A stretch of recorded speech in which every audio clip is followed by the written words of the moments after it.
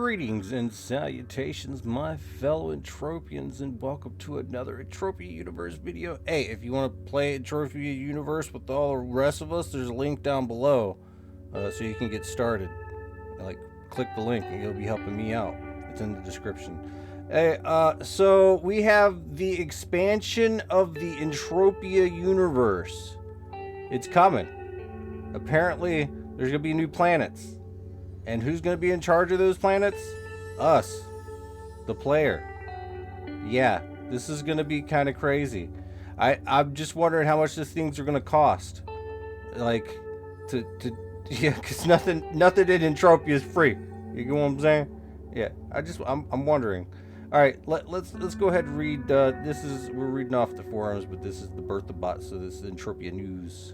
So, Entropia News. Yeah. Alright, let me start reading.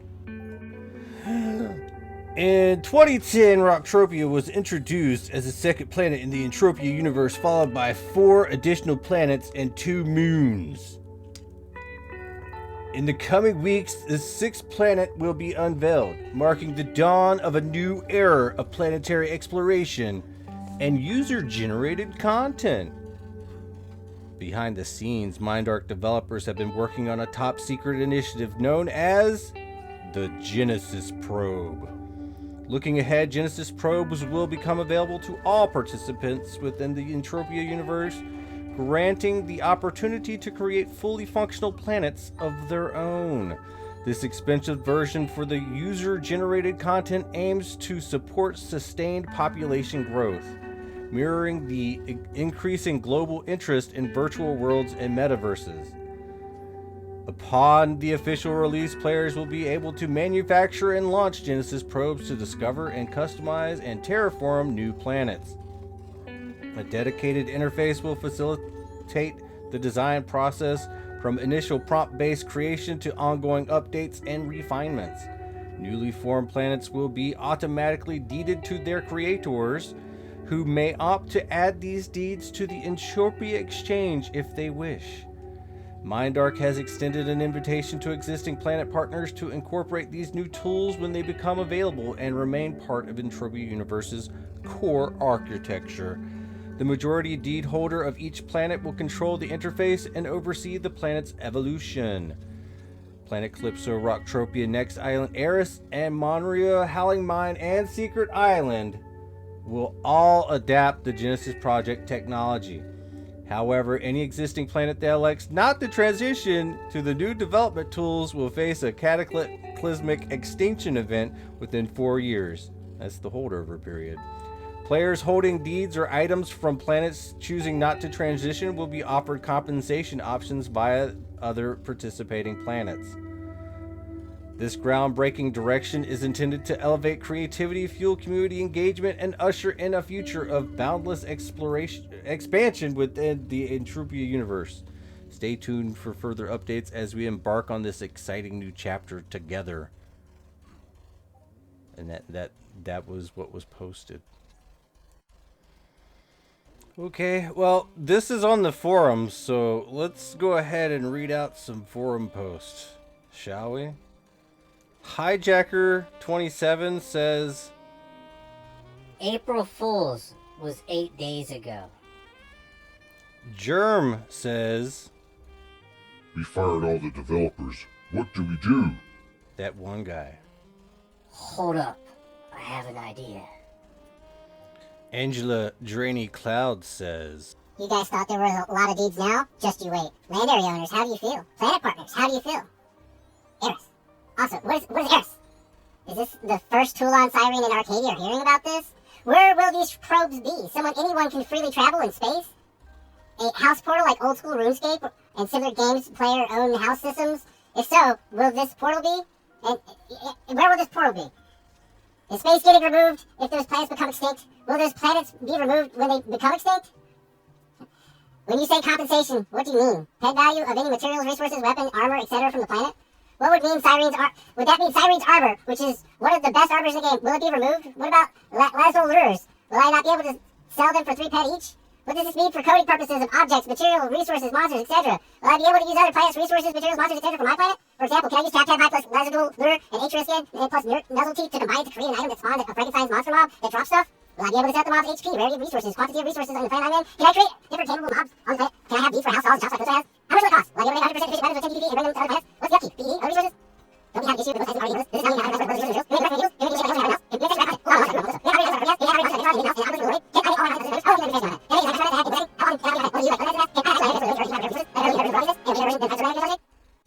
Oh my god, the internet was a bad idea.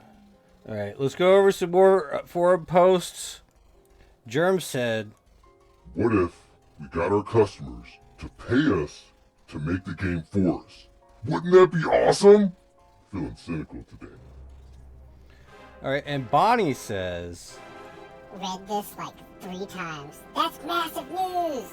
Trying to get my head around how it would work. Only thing I can think, similar how it would be similar to how the Roblox works, where you can essentially create your own world within the bigger game. We will get comment from Cyrene. Is Ancient Greece coming with next island? I know the secret island got a mention, but it's not Ancient Greece. Is Eris the new planet? and Sub-Zero, the killer, says, April Fool's was 8 days ago. This. WTF are they smoking? Did Celeste AI suggest this, and someone at the top thought it was a good idea? The small player base we have can barely sustain Calypso economy, let alone current planets. Now you want to force other planet partners to join this new system or delete everything about them, including player items from said planets to prevent getting sued from said planet partners? Imagine getting the stable assassinator weapon from Cyrene, then having it deleted. You guys never cease to surprise me, and not in a good way. in which Angela Drainey Cloud responds to the last post. Exactly. Every other planet except Calypso is more or less dead. And people don't say, no they aren't, nuh-uh. Yes, the fuck they are. Having combined less listing on the auction house than Calypso. Then again, Calypso is dead also. And Marco Calvo says, This is another deed offering to raise cash, but on cocaine. and Delta Force is the next to chime in. LMAO is never die behind this idea. And Eve Everglades says, Can players craft those probes on conditions for a bigger planet size? Question mark? Graydon Frost or Foss says, So basically, it is totally useless from now on to put our peds into the progress of any mission from planets that have not yet agreed to adapt, because you'll be ripped off of any gear, clothing, pets, achievements within 4 years. Imagine spending many months, even years, and tens of thousands of PED on the Jelly Pet mission just to have it go poof. How could that be compensated appropriately? It will not. Mike Kaffel-Clarn Morazi says, I like it. Exciting to see MindArk try something new. and the next on the list is Sober Phil with this enlightening forum post. For this to work, the game will need to have one global auction with no trade barriers. Other planets cannot develop properly under the current system. Most of them are dead or half dead with no economy. I like the good comments. We got another one from hold up. Francis Merlin Fire Sure Shot. I mean, that's a hell of a name. All right, what do you got to say? Going towards the Roblox model is, frankly, probably for the best. I know it will ruffle a lot of feathers, and as in all changes in real cash economy, there will be winners and losers. But the opportunity to get together with like-minded players and make our own planets is pretty exciting. But like all great ideas with grand potential, the devil is always in the details. The platform and the tools will need to be adequate to allow us to really make something worthwhile. That is going to be a big lift, but if you can pull it off, the game will grow. And Tywez Storm Ing says, I have lost all faith in this game. There is nobody sane left in MindArk. All have been affected by AI brain rot. Okay, and Sandal Santolk says in his forum post, Letting players create stuff sounds good at first sight. But we're serious business here, not just games. The blatant threat reflects that. I don't know yet what all this means. I only know that there is exactly one planet partner who will be capable of turning around and swallowing the whole chip shop's hook, line, and sinker, with or without serving a cataclysmic extinction event, depending on their choosing. Theoretically, that is, whether this would make sense to anyone is a whole different matter. But is one of those not named above, and the one where I'm at for quite a while already, for the precise reason of their company's size. Whatever goes down from here on, I am just observing. Like in the law of conservation, money is never destroyed. It's just in the pocket of someone else. alright, we have another forum post by Lord Horcrux Voldemort, and he says this. Dumbest move possible. This game needs more players, not more crap areas. I would understand if we had a massive player base growing at an absolutely insane growth rate, but we don't. Cash grabs from MindArk aren't anything new, but this is insanity. Cyrene is one of the most well-managed areas in the game. Great content, player opportunities, great development, and your offer is join us or be wiped out. No point during unstable or stable chain. No point going for a jelly pet. No point upgrading armor. But to make it worse, all players who put real money into those things, not to mention time and effort. And you're going to just use the delete key if the planet partner doesn't agree to this insanity? Dumbest thing I think I've ever heard MindArk suggest, and that's saying a lot. All I'm gonna say is, yes, the forums are very negative, okay? It's a forum, okay? It's the Calypso forums. But we actually have here Kimpachi Silent Crow Black Falcon of the Crimson Devils. Sean, 117. He's a stalker, so, in the forums. This is what he has to say. I'd say this is going to be the marketing candy for the upcoming Unreal 5 release that's a lot closer than we all expect. And this new multi-planet system will be the main drive in a new marketing campaign to lure in an ideally huge new player base that would be needed for that system to be viable. I'm hopeful for the future, but very concerned with MindArk's track record of very subpar content and drive to pull it off. Fingers crossed. Alright, the next comment is coming from somebody in the Calypso Rescue Team. Arnold Terminator Swarzy. He says, MindArk, please stop this stupid shit. We just want to hunt in peace. Fix the damn bugs and leave us alone with your weird ideas to make money from nothing. Or do you mean it's time to cash out? alright, the next on the list is Ace Firefist Williams with another banger. I'm sorry, but can we work on bringing in a player base really, then spread us out more thin so the current MindArk planet partners can't even operate?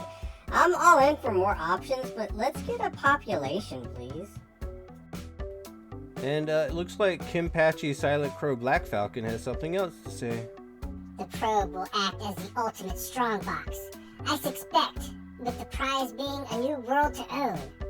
Now to create the probe, please, for the love of God, make it consume extreme amounts of raw materials from monsters, robots, crafting, or an inmates to drive the economy. And then Graydon Frost has a little something to say about the current prices of the things that cost money for land areas right now. So we're going to go through it. From the current price list, custom name land area, 10,000 PED. Custom location specification, 75,000 PED. Frontline battle teleporter, 75,000 PED. City Spire Teleporter 75,000 PD. Calypso Tri Teleporter 75,000 PD. Custom Teleporter name 10,000 PD. Genesis Star Dropship choice of 6 terminals 15,000 PD. 1,500,000 PD. Frontier Dropship choice of 4 terminals 80,000 PD. Forward Support Pod choice of 2 terminals 40,000 PD. Trade Terminal 15,000 PD. Repair Terminal 15,000 PD. Revive Terminal 15,000 PD. Storage Terminal 15,000 PD. Manufacturing Machine 15,000 PD. Auctioneer 25,000 PD. Tailored chat message for Hoth Global on land area 5,000 PD for 1 year or 20,000 PD for 5 years. Live streaming on land area with music of choice 10,000 PD. Live streaming in shopping mall with music of choice 25,000 PD. Custom name shopping mall 10,000 PD. Rename mothership 10,000 PD. I mean, yeah. See, that's that right there, though. Like that's more in line of what I think is gonna be happening. Like, oh, you want to place a tree down? All right, 25 PED. You want a little bit of water right here? Let's go ahead and I guess 100 for every puddle. Yeah. That's my biggest fear.